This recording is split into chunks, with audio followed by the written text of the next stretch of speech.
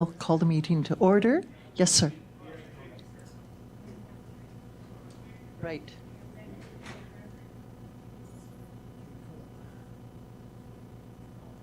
We don't have a quorum as of yet, so Do we just wait? generally we give it a couple of Okay. minutes. It can work, yeah. Okay. Well, I thought we would just have. We generally give it a few minutes and then Okay. practices. Okay. And I paid for parking for nothing. You don't get it You free. know, You should get it free. I paid for more parking than I. Ah. Standard practice.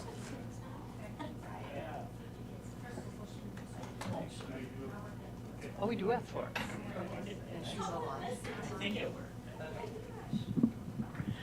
Take two. We now have a quorum and can call the meeting to order, so we can start with the Pledge of Allegiance.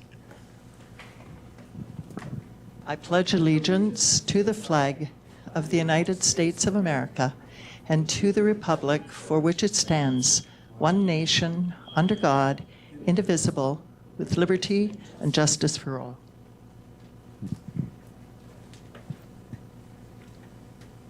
Do you know if there's any public comment at all? No public comment? Then we'll move to the approval of the October 5th meeting. Do I have a motion and a second? Okay, I'll second. Number 5. Oh, I'm sorry, we need to vote. Yes, okay. Okay, all in favor, say aye. Aye. All opposed, say no. It's approved.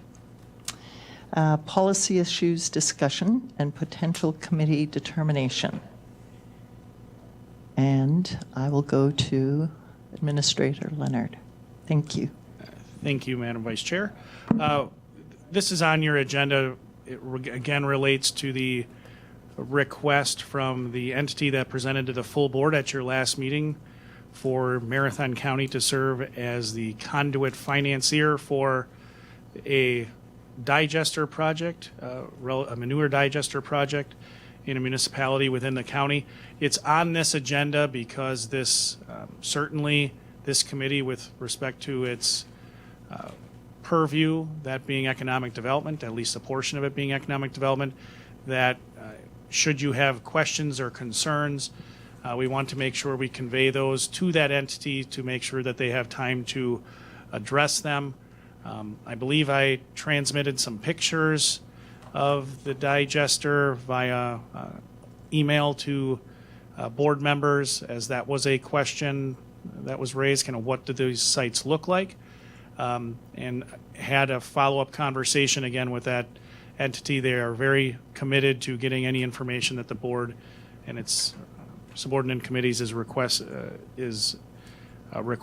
to bring that to the board so that the board can make an informed decision. In terms of timeline, as they shared at the meeting, we're really hoping to get kind of a sense from the Board of Supervisors whether or not Marathon County would serve as that conduit financier before the end of the year, so that they can have that initial resolution which would allow for the reimbursement of costs, or they would seek that alternative financing. So no action is necessary today. Certainly, however, it's agendized in such a way that you can have discussion and convey questions or concerns that you're asking staff to bring back to that entity, or have additional presentation to the board. Or if you wish to take action here today with a formal recommendation, you're able to do each of those things. Yes. Lance, do I understand this right, that conduit, there's $600 million across the state, and $300 million of it goes to housing? So that there's $300 million for projects like this, I suppose? Is that? I believe I don't have my notes in front of me from the presentation, but that sounds accurate, that a portion of the funds are withheld for housing and the remaining is for other projects. I guess my reservation is on the, and I like the project with very few exceptions. But if I'm going to use money, a significant portion of that 300 million across the state for a project, why would I be doling it out to a New Jersey company who's going to build it anyway? And that's my question, and that's my dilemma. Wouldn't it be better a project that's more on the edge and maybe more local than New Jersey? I don't know if that's a question you're hoping that I answer, but That's my dilemma, and I don't have an answer for it. yeah. And of course, it's up to the Board of Supervisors whether or not to approve the utilization of the county's authority to allow for that conduit financing. But the state of Wisconsin sets up the rules and regulations, at least with respect to the regulations for the state. As the legal counsel for this project kind of laid out, there's also the interplay between state regulations and federal regulations with respect to the IRS and other things that might control conduit financing. But certainly, ultimately, if the board wants additional information, we'll try to get that, but I don't know how to effectively respond. I'm not, there isn't any additional information. I'm just thinking, I'm carving out some project that's maybe more local, maybe more on the edge as to whether they can do it or not, and I'm giving it to somebody out of state. And that's just my dilemma.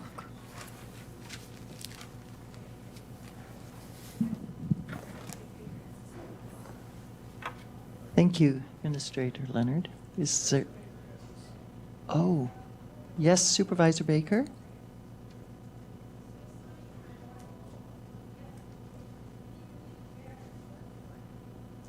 Well, not 100% made up my mind on this yet. I have some reservations, including, that it's out of state, out of the country to some extent from Australia. But one thing that I am thinking is if California wants to send Wisconsin money for a byproduct of cow manure, more power to them. It may be something we should think about doing. I know that not all the money would stay in Wisconsin, but some portion of it would with construction, and some, would be going to Vandergeest. Like I say, I haven't made up my mind really. If the renewable energy incentives were coming from federal tax dollars, I would be against it for sure. But, if California decides this is something that's important to them and they want to spend money on that, then I guess, maybe I'm okay with that. Thank you. Thank you, Supervisor Baker. Are there any more comments? Yes, Stacy?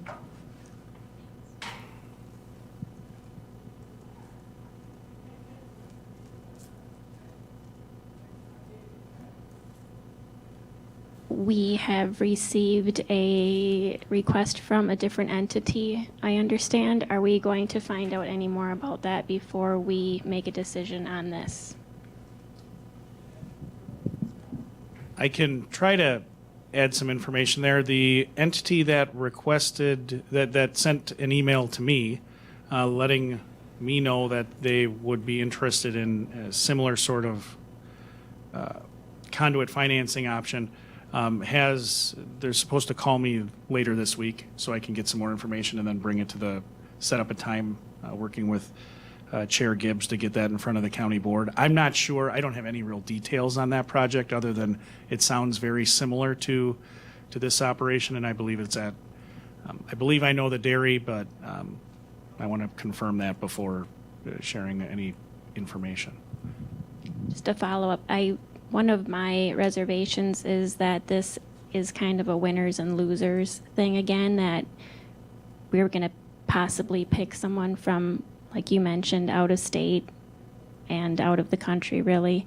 And then we have other requests, and then the money runs out, and I think it could put us in a bad light. That's my opinion.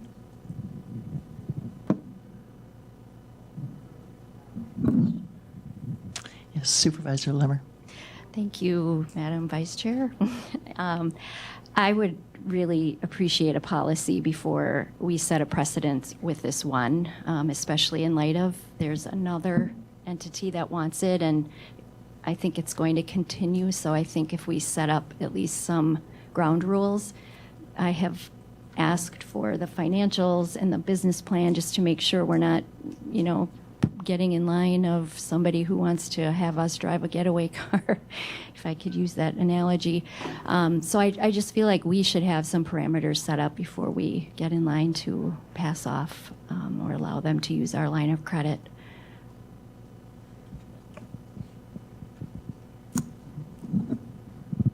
Yes, Supervisor Robinson. I don't think they're using our line of credit. They're using available resources within a cap. And I want to encourage you to be careful, because this is not like the Bug Tussle conduit borrowing where we are standing in line if they default. This is one where they're accessing a source of funding for a project while using our name. It's sort of independent of us, and it really doesn't have an impact. We spent some time talking to our auditors and other people, but I just, for my 2 cents worth, I like the idea, and I understand there will be winners and losers, but it's sort of first in line, first come, and if it doesn't go to Marathon County, it'll go to Kewaunee County or some other county.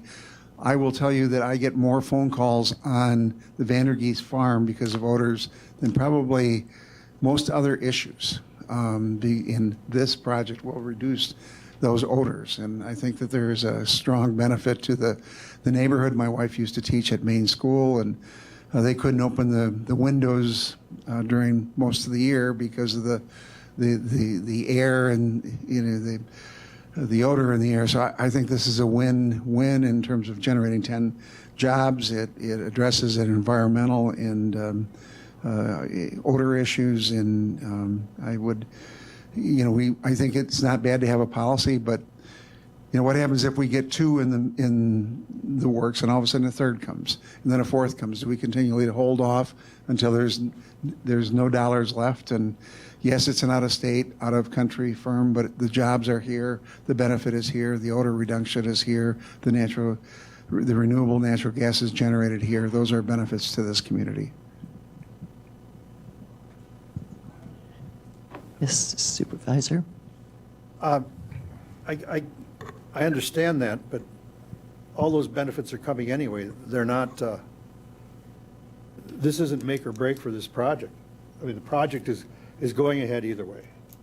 So, and as much as I like the project, I don't like trucking at 90 miles. That seems bizarre, but the project goes ahead whether we do this or not. And I'm thinking that maybe a project that's closer to the edge could use this reduced interest rate. And even if it's not in our county, just generally in the state. And that's where I am on it. And this isn't, of course, I'm not weighing in on the project, but in terms of your comment about the trucking of the gas, in my follow-up conversation with the legal counsel for the entity, she did ask that I convey, should it come up, that the operator, the gentleman, I believe his name was Nick, that was here, was very interested once he learned through our discussion that Marathon County Solid Waste Department had partnered with a third party and that there was going to be an interconnect into the pipeline locally adjacent to the Solid Waste Department for the exact reason you just talked about.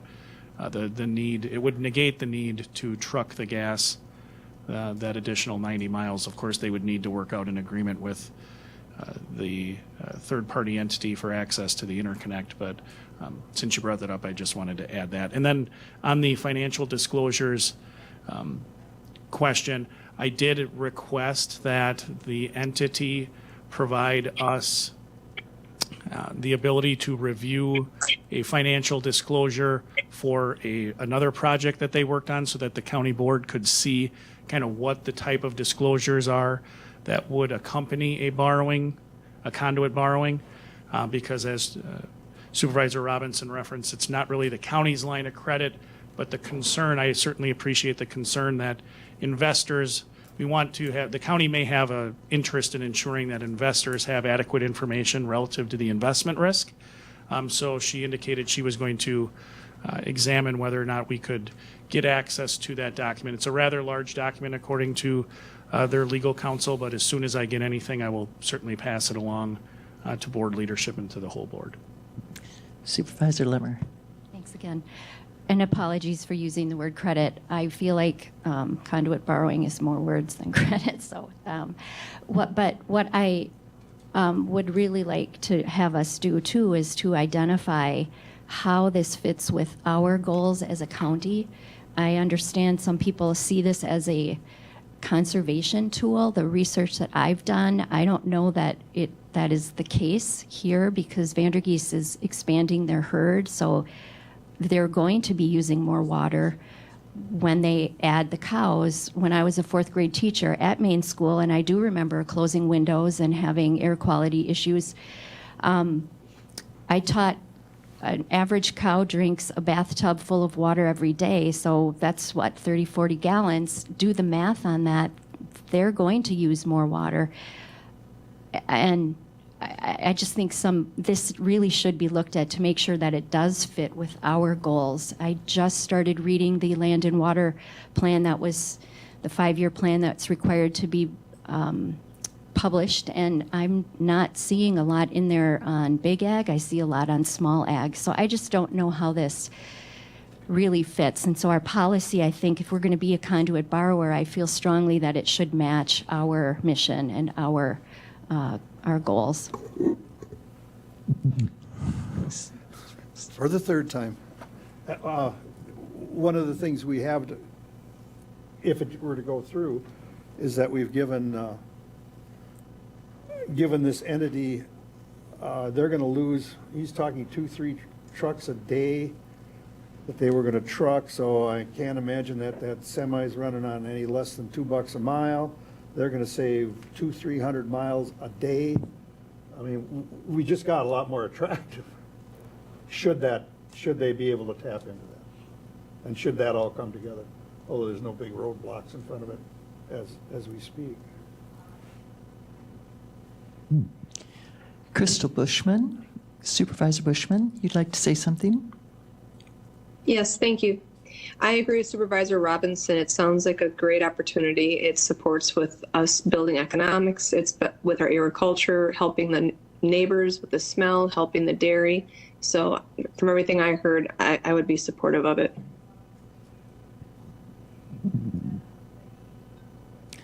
Are there any more comments? Okay, then we'll move on to Marathon County Government's role in providing affordable, high-quality external childcare. And this goes to you again, Administrator Leonard, is that correct? I really don't have anything to add. I think it was on your agenda. I assume it was on your agenda to allow discussion for anyone that had the opportunity to attend the recent town hall that took place. Just to recap the board's action, this committee forwarded a resolution to the board for consideration. The county board deferred action on that resolution until, I believe, the December meeting. Is my recollection correct? I see Corp Counsel nodding, so that makes me more confident that it deferred action toward December. So I can't speak for Chair Seefeld's thought process, but I assume that's what it was, to allow for conversation should you wish to have it in light of that town hall in advance of the board's further discussion in December. Yes. Thanks, Madam Chair. Will we be getting a link to the town hall recording? I did follow up with Mr. Ekman earlier this week. They have a recording. The link isn't quite ready yet, but as soon as it is, I will distribute it to the board. Thank you. Is there any more discussion on this? Questions, etc.? No? Then we'll move on. Operational functions required by statute, ordinance, resolution, or policy, and the discussion of human resources, finance, and property committees. Proposed budget. Supervisor Robinson. Again, we're looking for input into the areas under the committee's jurisdiction relative to the 2024 budget. One of the items that we have in there that we've been working on, that Chris has been working on, deals with the issue of the HVAC system and the boilers.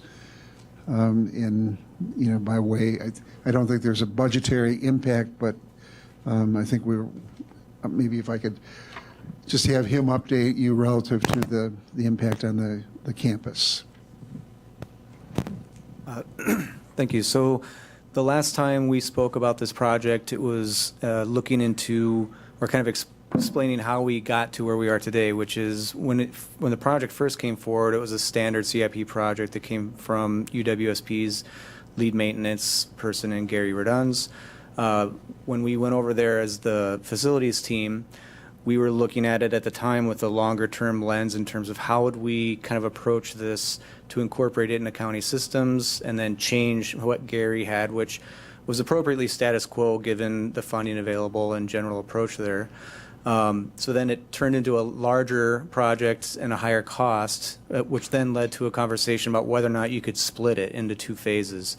So then we had proposed phasing it over 2 years, where phase 1 would upgrade the burners in the 2 primary boilers and update the control system with a couple other tangential pieces, and then the follow-on year would replace the smaller boiler there and then preclude the use of 2 other boilers in a different part of the campus and incorporate that into the county's automated system so that it's like any other building we have where you can monitor alarms and everything else on your phone, on your computer. A lot more streamlined from a county point of view, whereas right now we have to go in through the UW system and VPN, which isn't an issue, but this was going to be more in line with a longer-term charge for facilities to take on more of county-owned facilities. What has happened since then were questions surrounding, what really is the core functions, what are the priority areas for that project? And so after discussing it, I think it was at HR's last meeting, and then since then we've met with the vendor who we've worked with to kind of build the budget and the plan, and confirmed that really the first phase of the project and the funding currently allocated in the 2024 CIP budget is enough to address all the priority concerns, get all the core functions addressed, and then you're done. So it removes any of the worries about, getting through a winter, or, do you have that central plant in the place it needs to be to do what it's there to do? And then also creates an opportunity from a facilities perspective anyway to take that off the table with all the other conversations in play.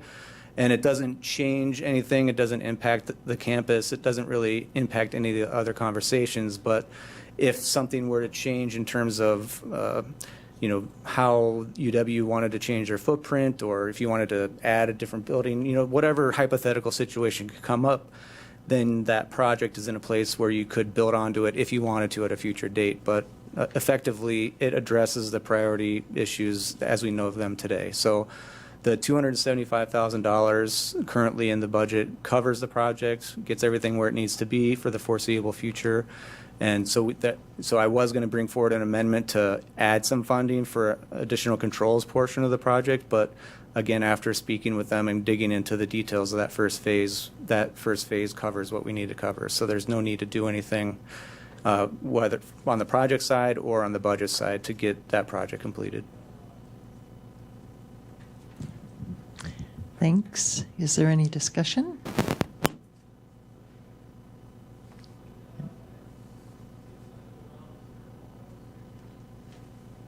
Yes, sir. Supervisor Rosenberg. I'm kind of interested. I'm watching campuses close. You need heat in the building regardless, probably. So, but if you use it for a different function, is this viable? And I'm watching the SNIT with the state legislature, and I'm starving the university. What's the projection for this campus? Projection in terms of? Is it going to be there? Oh, sure. Well, I think we're going to hear a little bit about that later in the meeting.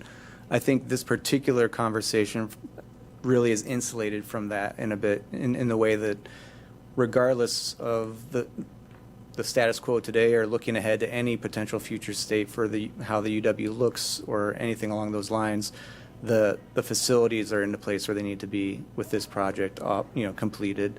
As far as the future of the your question more specifically, I know Gretel's here to speak to some of that as well. I think later on in the agenda, so I'm sure she'll be able to answer your question very well. I'll hold off. Are there any further questions or discussion?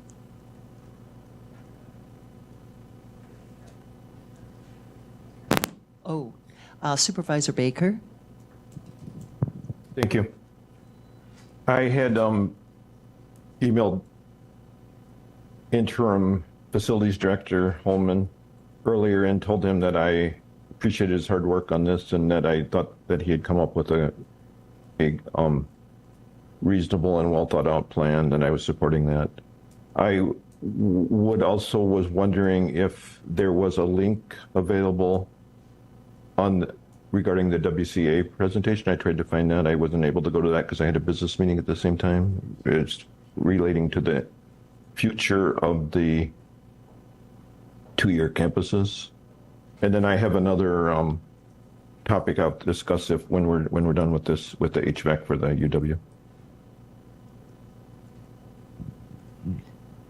Are there any further questions? Otherwise, we can go to Supervisor Baker's next topic of conversation. Supervisor Baker, this is Administrator Leonard. I'll look on the Wisconsin Counties Association website to see if I can find that link, and if I do find it, I will send it to the entire committee.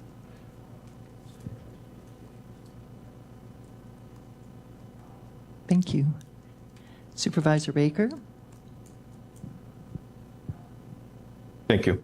So, as I mentioned at last EED meeting, I had considered two different resolutions regarding the library.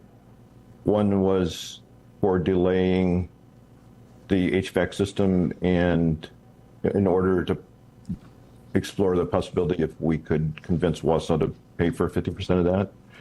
I have decided not to pursue that. I think that would be, while justified, it would be time consuming and probably not very likely to be successful. So with feedback from Deputy Administrator Holman in terms of the ramifications on delaying on the system, so I will not be pursuing that. The second one was regarding the tax levy for the library, and I am working on a proposal for that. I will hopefully have that done this Saturday for review. I will put that on my blog and I will email that out to the supervisors. My blog is supervisorbaker.blog.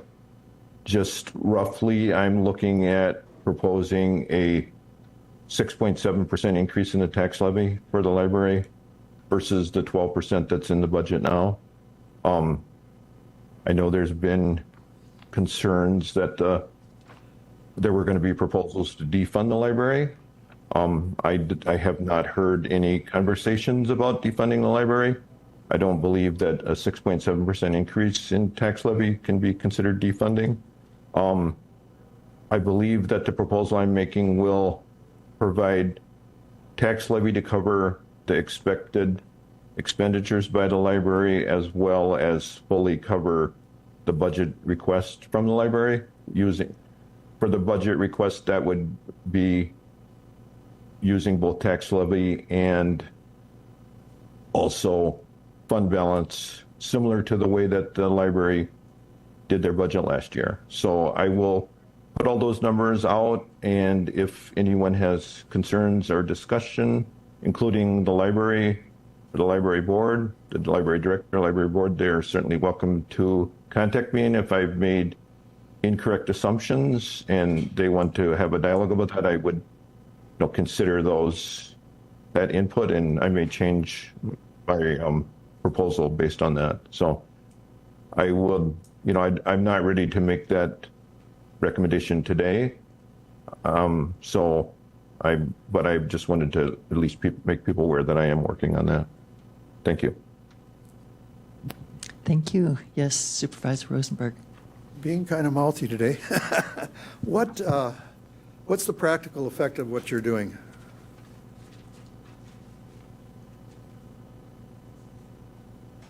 The practical effect is that it would save the taxpayers $165,000 without having any impact on library services or the library's requested budget. It would, like I say, it would, if I have the numbers right and the projections right, which I'm, open to feedback once I have those to where I'm ready to share those, that would fully fund the library. So it's not defunding the library in any sense. And it is just bringing the budgeted revenue and tax levy in line with the historical expenditures. Is that, so what you're doing is you're taking that 165,000 out of that 300,000 that's there, you're removing that money?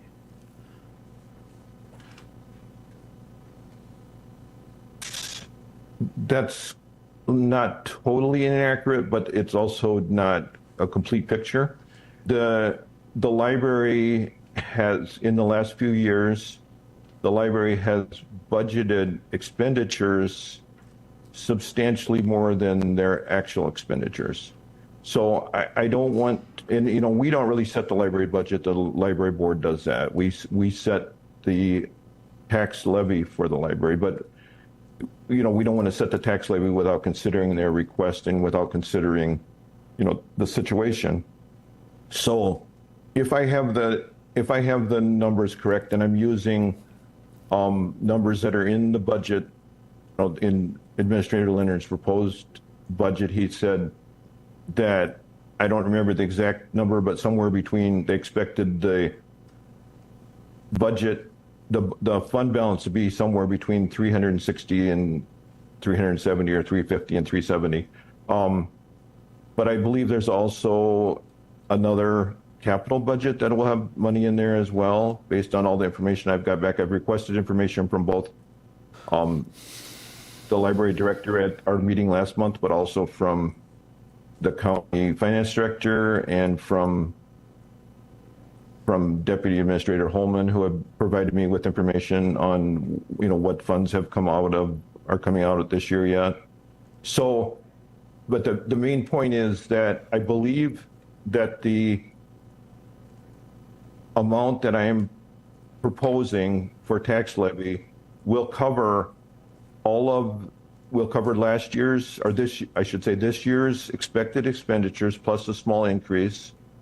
And it won't cover, the tax levy itself won't cover the total requested budget, but the tax levy plus the budget or the fund balance will cover the total requested budget. So if they do, in fact, spend additional money than what they have spent last year, plus what they're saying this year and the expected increase, then that extra money would have to come out of the fund balance, but they wouldn't have to come back to the board, to our board, or to the library board to ask for it, because it's in their budgeted expenditure. So it's still within their budget. There's money there.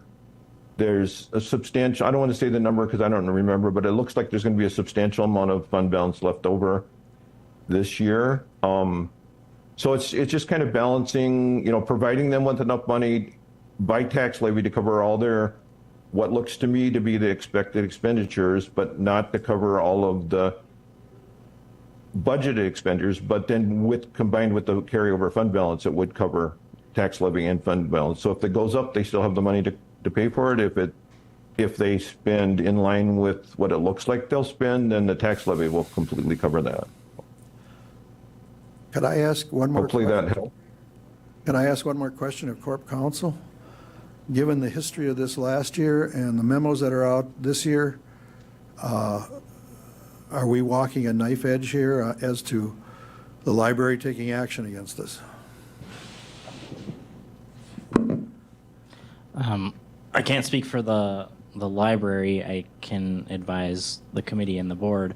I think the information that Supervisor Baker provided the justification for his proposed amendment is related to his evaluation of the budget, the proposed expenditures, and then how much fund balance potentially is left over to fund the remaining increase. So I didn't hear anything that was directly linked to any discussion that we wouldn't be allowed to link it to. I don't want to say that a case couldn't be made given the comments that have already been out there, but I didn't hear in that discussion or in that description anything that raised my concern. Is there a risk of a claim? I'll never say there's never a risk of a claim, but I think in this particular case, the justification was budget-based and not based upon any action or non-action of the library board. So that's how I would read it at this point. Thank you. Are there any further questions or discussion? And there is no motion to be made on this, correct? Okay. Then we can go to educational presentations. And first one on the list is UWSP campus status. Pardon me? Sorry. Oh, did I miss? Sorry, 2023 housing resolution.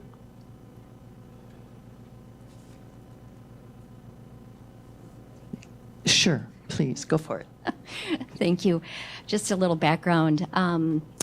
I think last year I was at the WCA conference, and so was Chair Seefeld. Housing, hot topic, so was childcare. It was eventually added to the strategies for our updated strategic plan. And when the childcare resolution was made at this current WCA conference, Chair Seefeld asked me to help him craft a housing resolution because one was needed for that as well. So I did, and what I helped him with was putting together some of the previous things that the administrator had outlined, as well as using the sources that are listed on the next page, just different meetings that were here, et cetera, et cetera. And so hopefully you've read through the whereases, so I don't have to go through all of those, but just to give you an idea of information that was pulled from there. Things to consider is our stock in Marathon County is quite low. Affordability is also an issue. We have a rising ALICE population, which stands for Asset Limited, Income Constrained, but Employed. That's our working poor. They're struggling to get housing. We've got some issues with the senior housing, things that are maybe AODA or universally designed. That's low in stock. And then, of course, we have our workforce housing that's missing for people who are in a middle income, maybe, that can afford what we, transitional type housing. At any rate, so the whereas kind of point out where some of our needs are, and what I would like to do is spend some time on the action steps and the now therefore be it resolved, because that's where I think some discussion can happen. So for instance, number 1 says identify, Marathon County staff shall identify current initiatives to address housing in Marathon County and identify opportunities for Marathon County to support ongoing efforts. I know I personally am involved in the United Way Housing Task Force. I'm involved with the Board of Health, and one of our community health improvement plan indicators does deal with housing. I'm a member of the Human Resources, Property, and Finance Committee, and we have been working for the last year or so on in-rem tax collection. So those are 3 issues, or areas right there that we are already working on, and I think there's a perception out there that Marathon County isn't involved in housing. So I think if we could promote what we're doing more, that might help ease some of the negative reputation we might be getting in the community. So that one I'm really comfortable with. Number 2, Marathon County staff shall identify county-owned properties with significant potential for residential housing development and create plans to facilitate the development of housing on each property. I did ask the administrator for some feedback, and this was one that was given to me, and I just don't know about the phrase creating plans. Because I'm not really sure the county should be in the driver's seat. I think we should definitely be in the vehicle, but maybe that should be changed to support efforts. But at any rate, we do have quite a few county-owned properties that if we could get them into some other people's hands somehow, it might help that housing need. Number 3, Marathon County shall prioritize the return of tax delinquent residential properties to the tax rolls and consider the efficacy of including a deed restriction on tax foreclosed property requiring that the property be owner occupied. This is another one that the administrator assisted with, and I think it's a good idea, especially when we look at the in-rem process that we have. One thing to note, though, is if we do have a deed restriction, that could be an alarm to a bank, or it's a policy we do not have, so we would have to make some sort of ordinance, I think, to fit with that. So that could be struck, or we should discuss that. Number 4, Marathon County officials shall participate in discussions with local municipality leaders, zoning officials, and developers about how existing zoning regulations impact the availability of new housing developments. And I think that's something that could be a long term. If you scroll down a couple of pages, you'll see a chart that was pulled from the Next Generation Housing out of Washington County. The chart right below that one. That is a sampling of some of the barriers that they have found and have tried to mitigate if possible so that they can get more housing. Now, Washington County has a much different program than anything, I would suggest we are ready to do, but that might be a springboard for any zoning discussions that could happen. And then the 5th one, the county shall provide resources to delinquent property owners relative to grant programs, financial programs, and available renter and home buyer programs. This is because I do get concerned with the amount of in-rem property. I don't know if we have an uptick in our foreclosures, but if we've got people who are on the fence and maybe not paying their taxes this year, to keep them with their housing, it's, in my opinion, a smart idea to educate them on where they can go for some assistance, for some help, for some counseling, for whatever. And so I would love for our when the letter comes out saying you're in arrears, to give them a list of resources that they could contact to keep them in their house and to help them manage going forward. So I don't see this as my resolution. I think it's the board's resolution. It's gone through several edits. I am open to suggestions, but I feel like these are very reasonable, and most of them can be input or can be implemented without much effort at all. I'm not sure how I skipped this on the lineup. When I read it, I found it very interesting and a novel approach and perhaps viable to the issues that we have with housing, and definitely worthy of discussion. If anyone has any thoughts? Yes. Thank you, Madam Vice Chair. I just wanted to, in my conversation with Supervisor Lemmer, just add some context to where, and these are not my suggestions, I'm just making clear kind of the context of other counties that are doing them. I think that's what Supervisor Lemmer did, was pull a lot of information from Washington County, but specifically as it relates to number 3, the idea of that deed restriction. That is something that I believe is being evaluated and moved forward in Bayfield County.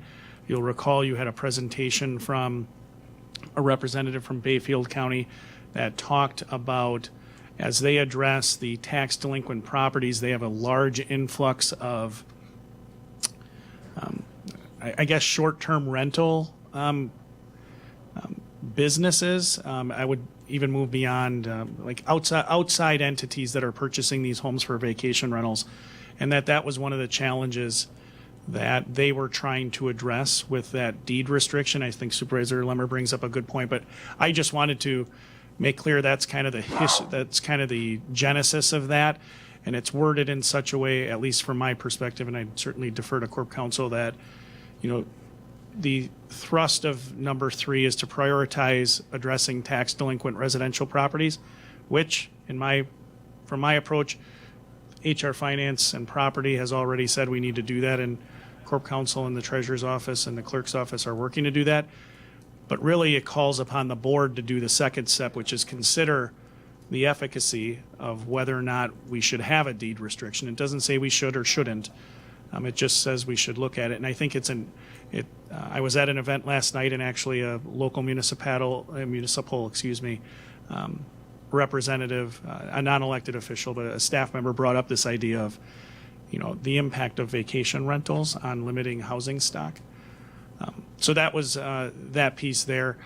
I think with respect to number 4, I know our staff at CPZ do a fair amount of that already with, working with municipalities, even those that are not within county zoning. So if a village has a question, we are certainly happy to have conversations, but I don't believe we've held any summits or anything about similar to the Washington County approach, which again, I think what Supervisor Lemmer's resolution was aiming for was this: what are other places doing?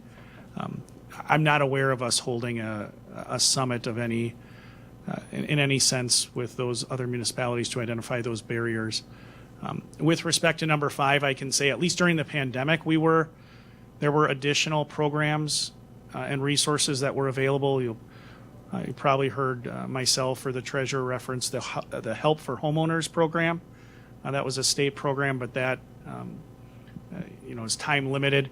We also received a grant. The county applied for a grant through the Community Development Block Grant Program at the federal level to have some assistance for individuals, homeowners or renters, to address their delinquencies that were related to the pandemic, but that program as well has ended. So quite honestly, I'm not aware of too many other programs other than funneling people to North Central Community Action if they have issues with respect to their homes. But I just wanted to provide that context. Again, staff are here not to make a recommendation as to what policy decisions to give, but try to bring you information as to what other efforts are taking place in other counties. Thank you. Supervisor Baker also has a comment. Can you continue, please? Thank you. So I wanted to start off by thanking Committee Chair Seefeld and Supervisor Lemmer for taking the initiative to draft the resolution. I do have a few concerns about it. There's some things I agree with in it. In the second whereas, I know that's a national guideline, but, I think we need to be more focused on our local situation and not necessarily focused on the national guidelines, because some families may want to spend less on housing and more on education, entertainment. I mean, everyone has a little bit different situation, and I'm not sure that a federally suggested income percentage is necessarily something we want to focus on. Some of the whereases don't necessarily directly apply to workforce development, I don't think, which was, one of the bases for it coming triple ED. That did not necessarily have to be that, but that concerned me a little bit. I would say, what I would say is we should spend a few more months going over this. I don't think we should be making a decision today. We spent quite a bit of time talking about childcare and relatively less time talking about housing. So I think this is a good start. But I think that, I don't think we should vote on this today. We should discuss it more. Going to therefore be it resolved, I would like to see this committee, with input from other supervisors, do that, not have county staff do that. That's I think that's more of policy role and more of a role of the county board. So I would like to see that, basically let us together identify those and discuss those, not ask the staff to do that.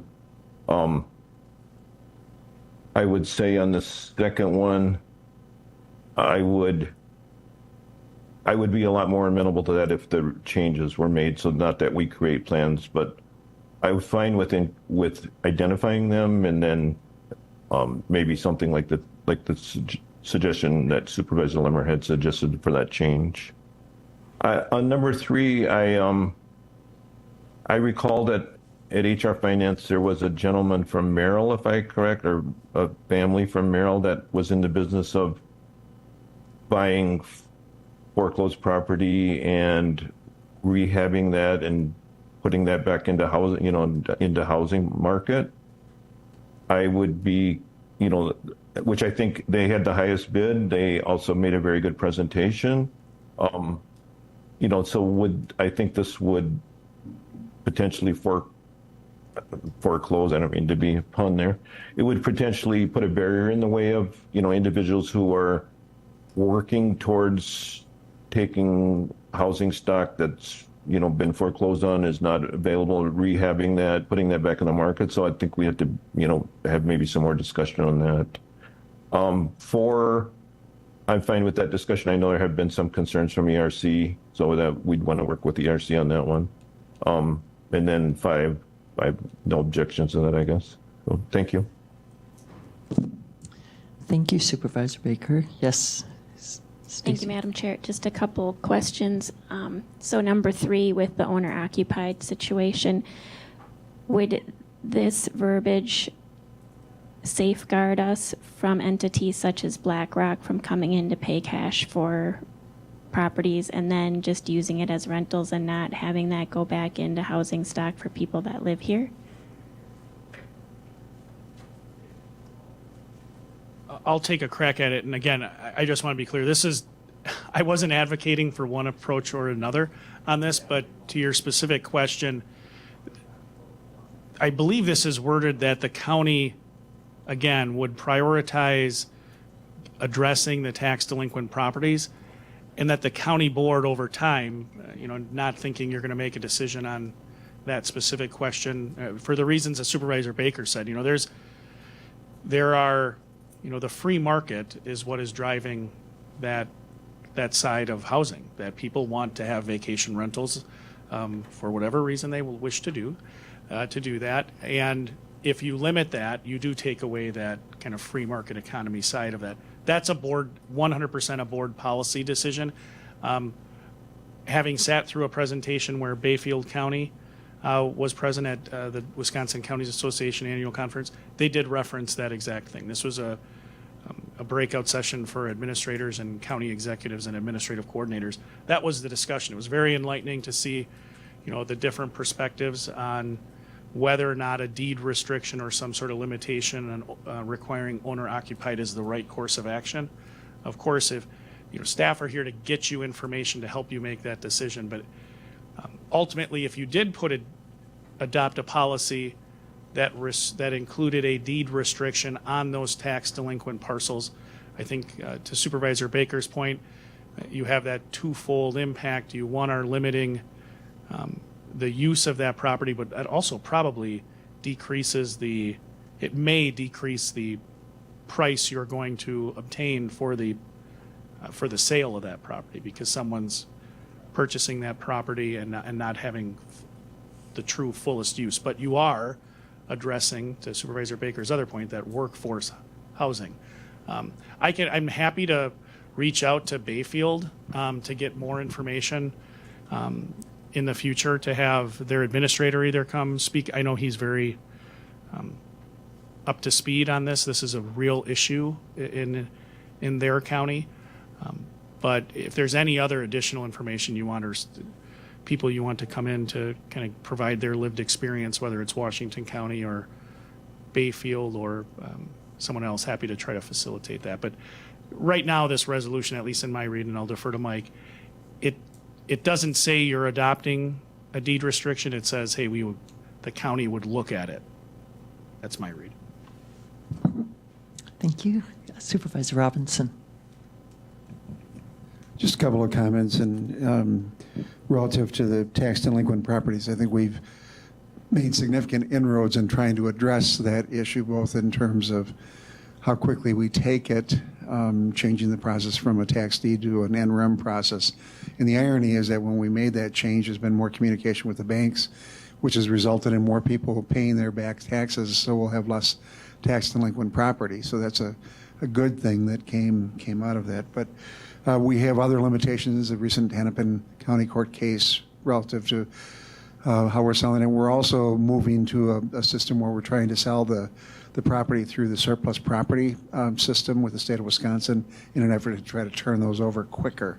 So I think we want to be careful that we not impede that process, because I think it's the critical issue to drive down housing costs is to get enough supply in the marketplace where there's competition, and right now we just don't have competition, so it's important that we somehow foster that competition. But I would suggest perhaps some rewording of things. Item 4, I think it's not only zoning regulations, it's also development policies, parkland dedication fees, and other things. If you look at what Washington County was looking at, I think that they need to talk about a number of things that are assessed against properties that drive up the fundamental the cost of the property to begin with. So I would encourage you to do that. In the 5th point, I think that I think Will Harris, when he was here, did a very good job of pursuing that community development block grant in the rural parts of the county as an effort to try to help some of those homeowners. And I think what we want to do is make sure that we're actively looking at opportunities for us to capture those dollars. The city of Wausau has an entitlement community, has those resources flowing in. The rest of the county needs to apply for those, and I think that there are opportunities that might be available, but it would require more than we provide resources. We would have to go out and potentially search for some of those resources and be able to leverage those to make those available. Thank you. Is there any more discussion? Anything else? It seems that the suggestion is to table this for future. No motion currently. We may need some representatives from Bayfield and other communities to present on the topic, some other authorities, more discussion, possible rewording. Is there any discussion on this? Okay. Then we can now go to the educational presentations, and we will begin with Gretel Stock from UWSP. Thank you. Good afternoon, everyone. I'm Dean Gretel Stock from University College at UW-Stevens Point. I have the privilege of working with our Wausau and Marshfield campuses, as well as academic success of all 3 of our campuses. So I have just a couple statements to say today, but I'm really here to answer questions from the members at large. The first is, I know there's a lot of really troubling news out there, especially about our sibling institutions and their branch campuses. So I'd like to assure you that first, we are not under budget cuts. We are not conducting layoffs. We are not changing our fundamental operations as a university like some of our siblings are. So UW-Oshkosh is in a pretty challenging financial situation at the moment. UW-Platteville with Richland Center is in a very challenging financial situation. And UW-Milwaukee is structured very differently with their branch campus than we are. So they're in very different situations than we are here with our Stevens Point collective of campuses. We also are up in our total enrollment 10% as a university this year, and that's a great picture of financial health for us, in that we are continuing to run a lean operation and an operation that supports 3 campuses, but we are attracting students to all 3 of our locations. Our enrollment in Marshfield and Wausau are slightly down, but we are holding pretty steady overall, which we are also very happy about, and continue to prioritize in-person experiences and instruction, along with the flexibility that our students are seeking to take a class that is our 3 campuses are connected or 2 campuses are connected in order to deliver the instruction that they need. But we are prioritizing those in-person instruction and in-person experiences. We also continue to look for new modes and investments to make sure that we're being flexible. So we are hiring, for example, an adult recruiter at the moment to serve our branch campuses, to bring into some of the new partnership programs we have, as well as existing adult-focused programs that we'll have right here in the Wausau and Marathon County communities. The other piece that I'll say is we have a one university, three locations approach in terms of our structure, and that's actually a very important note of strength in what we're doing. Unlike Washington County, for example, we have an integrated curriculum, which means a student takes an English class here in Wausau. They are also taking the same English class as students in Stevens Point or in Marshfield. We have the same qualifications. Our faculty are integrated across all three campuses, and faculty from three campuses teach on all three campuses. There's a lot of road time that all of us have these days in making sure we're delivering instruction. So that one university approach means that we aren't dividing or hiving off any one location to be different or unique, or to have specialized financial requirements that need to be supported long term. And I know from experience that's how some of our other sibling institutions created their structures, and there's some financial challenges with that as you get down the road. So we have insulated against that from day one in our structure, knowing that we were stronger together as one institution. I know there's lots of questions, so I'll stop there and invite any questions from the members here so that we can be supportive. The one piece I will add is that my Chancellor, Chancellor Tom Gibson, and I and my Provost, will be meeting with Lance Leonard as well as others to continue our work and continue to communicate about the county concerns and our concerns. I think Chair Gibbs is going to be involved in some of those conversations as well. We're also undergoing a space analysis on campus, a deeper one than we normally do. We know how our building's used. We're very familiar with where our classes are and who uses space on our campus. But we're entering into a deeper analysis of all of our campuses, Marshfield and Wausau in particular, to ensure that we can communicate with you and our county stakeholders what space we need to enact our programming on the campus, and so that we're responsible partners with you. So that is something we hope to have done by the end of the calendar year, but I can't guarantee because we're working with our system colleagues and their schedules are very different than ours. So getting all those folks together can be challenging. So I just ask for your patience on that data. Thanks very much for this good news. It's encouraging, especially considering I spent a couple of years on the Wausau campus, and it was a highlight. Thoroughly enjoyed the time. Are there any questions?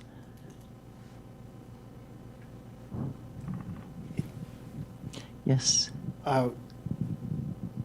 Your enrollment's been dropping all along here, and I see you said you were working on recruiting adult students. What reverses that? What increases your enrollment? The typical student is out of high school or in their late teens, early 20s. That group is shrinking. How do you get more students when the pool is shrinking, I guess? Sure. I mean, there's adults, but that's a harder sell and it's more focused. Absolutely. Well, I think if I had all of the answers to that, I'd be making a lot more money than what I do now, because enrollment as a market is a pretty challenging market right now for all of our institutions across the country. I think part of it is changing the shift of thinking of what students are looking for in terms of a college experience. So we know that our current traditional age students are now looking for a bachelor's experience, and that's what we're aiming to offer, is a bachelor's degree experience for students. They don't see an associate's degree as a stepping stone. It may be the location is easier for them, but really they're a bachelor's degree student. So we've been realigning our curriculum to make sure that we're serving the needs of students on the bachelor's pathway, but also helping students who have other goals in mind. It also involves focusing our efforts curricularly to make sure that, and this is something we've just settled in the last, very recently in the last few months, is having programs that are adult friendly. And so that means they're flexible in terms of what can come into those programs, they're flexible in terms of the delivery modes of those programs, and they're flexible in terms of how that curriculum can be achieved in terms of timing or in terms of when the classes start. And so we've been putting all of that into place for the last couple of years, and now we're ready to recruit students to those opportunities. I don't think the institution, any of our branch institutions, will ever be 1,300 students again. That's not our goal. Our goal is to make sure that we can serve the needs that are out there and be working with the county on having the facilities that are appropriate for that offering. Do you have a handle on how many students you'd be losing to, I don't know, Rasmussen Globe is gone, Phoenix, New Hampshire, you see the ads all over. Are you losing a significant amount of students to those programs? Actually, no. So the students who decide not to come here, they're either going to one of three places. They're going to another four-year regional comprehensive, so another sibling UW institution. They are going to a technical college because they've chosen a route that is more appropriate for a technical college degree, or they're stopping out of education entirely. They're working, they're not going to go to school right now. So that's actually those who choose not to go to college are actually our biggest group right now because the economy is really good. So even though the inflation is high and there's some concerns about recession, where we normally see a big influx of students, people are still finding work. So we know that there's going to be some waves of students coming who want that degree in the future. So this is part of what we're prepping for. But we aren't really losing them to the University of Phoenix's in large numbers. Okay. Supervisor Robinson. I was just going to ask about the process going forward. I think some of the concerns from the county's perspective is that we're continuing to be asked to make investments in a facility where we don't know what the future holds, and we're dealing with a 50, 60-year-old lease that is ambiguous. It puts a lot of responsibility on us, and I think what we need to work toward is that process by which we can have the dialogue relative to where will we be in 5 years, where will we be in 10 years, what are the plans for the buildings, are there opportunities for us to engage other components of the community in use of those buildings. I think those are all the challenges and opportunities that are presented as a result of this discussion, but I think we need to maybe over the next couple of months try to develop a expectations timeline and process. Absolutely. We'd be very supportive of working with you on that and making sure we're all on the same page.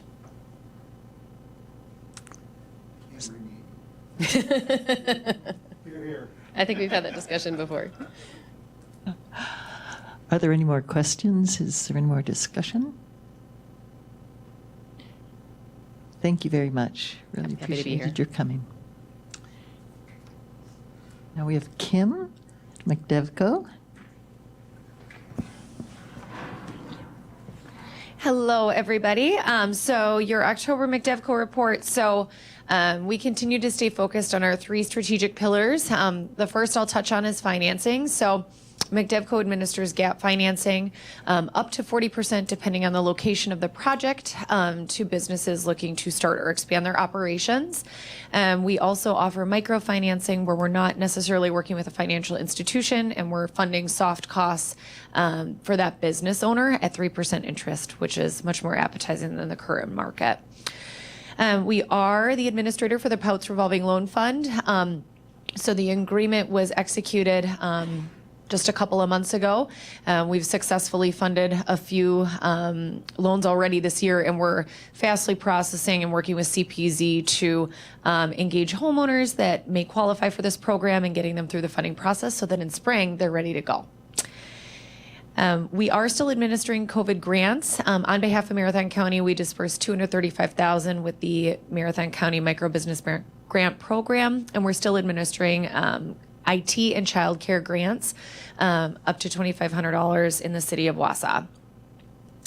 Total amount dispersed over the life of our COVID grant cycle has been about $750,000 to businesses in Marathon County. So to just give you some numbers to go behind the work the team has been doing since 2020.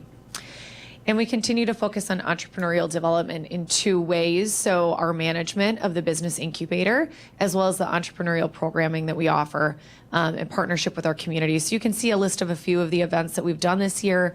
We're in the process of wrapping up our Cornerstone program, the Gear Certificate of Excellence program. So we have participants attending that either started an LLC and haven't launched their business or are considering that process.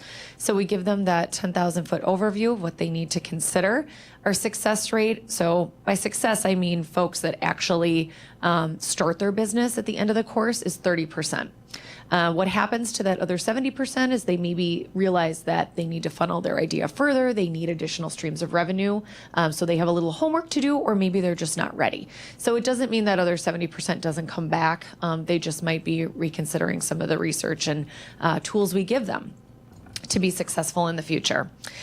You can see that the management of the EEC, we're at 88% for September, as well as October. So October obviously just closed. So we are 100% full in manufacturing, and we are 76% full in the office sector. So very exciting there. That's up about 28% from early 2021.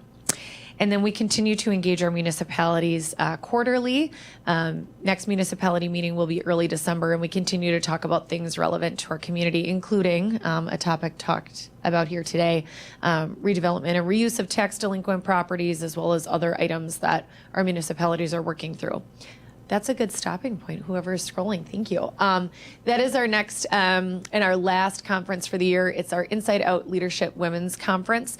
So Steph Perkins will be working with either, our group of students or participants are either small business entrepreneurs or executives. So great content for a day of collaborating and networking at McDevco. So very excited about 2023, and we've started working on 2024 and what that might look like as we continue to serve the county.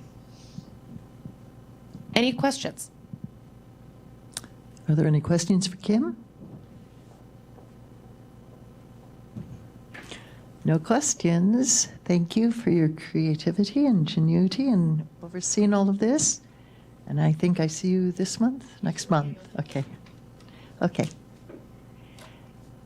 Moving along, we have the library report. Leah is not here, but we have Reed here, also a Marathon County Board trustee, or Marathon County Library trustee, to answer any questions that you may have based on the packet, the report that was included in your packet.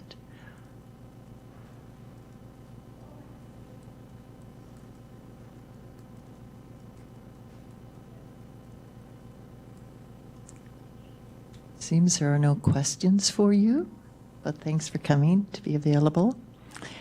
We have the extension, the UW extension report, and Jeremy is online to answer any questions there may be concerning the report. Hello. Can you hear me? Yes. Yes, we can hear Yes. you. Good. Thank you. Sorry, I'm not able to be there today. I'm at the colleague or extension colleague conference that's down in Madison. So, if you have the report, happy to answer any questions. I did just want to highlight a couple of things real briefly. Page 35 of your packet, which is the section that says additional extension outreach programming. I just want to give a little bit of background on that. Those are program services that are happening in Marathon County from either extension colleagues who are based in other counties, or extension specialists, or other program leaders that are providing programming in Marathon County. So the additional kind of services that we get into the county from educators that aren't necessarily based in Marathon County. So just wanted to highlight that as one of the things that is a benefit of being connected into the statewide extension program. So, but aside from that, everything's going well, and again, happy to take any questions.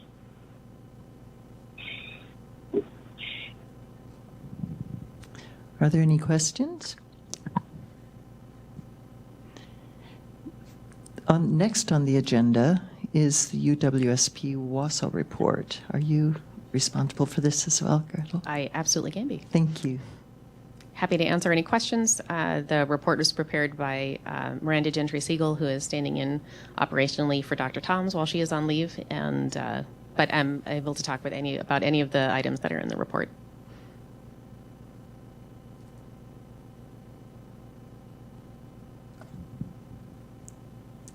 Are there any questions on this report?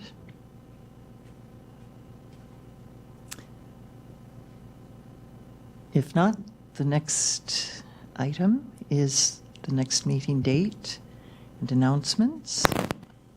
Everyone is asked to bring future ideas for future discussions, and the meeting will be Thursday, December 7th. And if there are unless there's anything more to be said, we can move to adjourn. Yes, Supervisor Rosenberg. Oh, you're moving. Oh, I thought you had more discussion or something really interesting to say. Okay. That is, and that's very. Then you move to adjourn. Then we need a second. Be that second. And all in favor, say aye. Aye. Aye. All opposed, say no. And we are adjourned.